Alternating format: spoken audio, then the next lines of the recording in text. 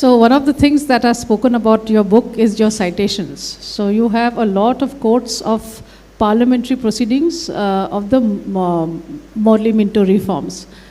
One of the things that really struck me a lot, especially because that collusion is very rife today, is that you actually had British members of parliament talking about Islam and Christianity being the religion of Abraham. Correct. And therefore that collusion is important. Correct. So can you explain that? Of course it infuriates me, it baffles me that, the so-called nation of the Enlightenment should talk and justify ceding the separate electorate and the 3/4 vote, actually citing the fact that the religions are of the same origin. So can you just, especially because this collusion affects us to this day. Correct.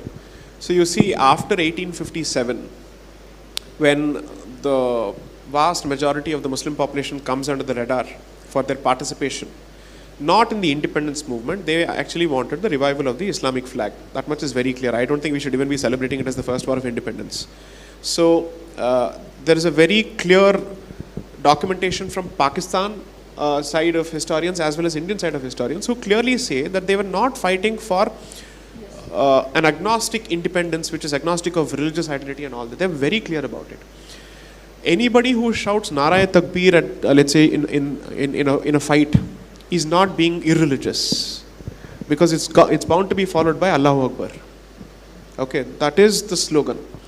So this was the war cry, and it's recorded in multiple places, and this was not limited only to the north of the Vindhyas. In Madras, these cries were let's say they joined them.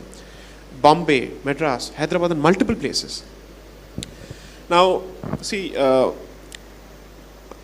here's what happens.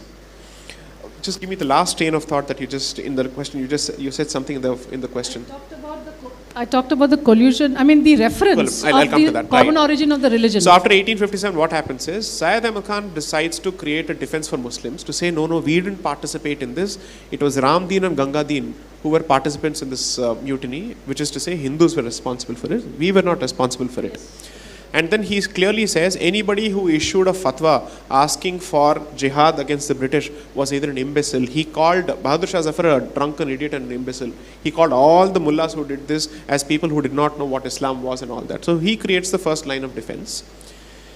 Then he starts saying, look, the native religion of this country is dictated by the priestly class, whereas Islam and Christianity are egalitarian, plus we are of Abrahamic origin. So there must be a handshake between both the communities and we must form an alliance. Now alliance is typically adversarial in nature, which is you need an adversary against whom the alliance is formed. Now if the Christian and the Muslim are in alliance, who are they in alliance for and against is the question.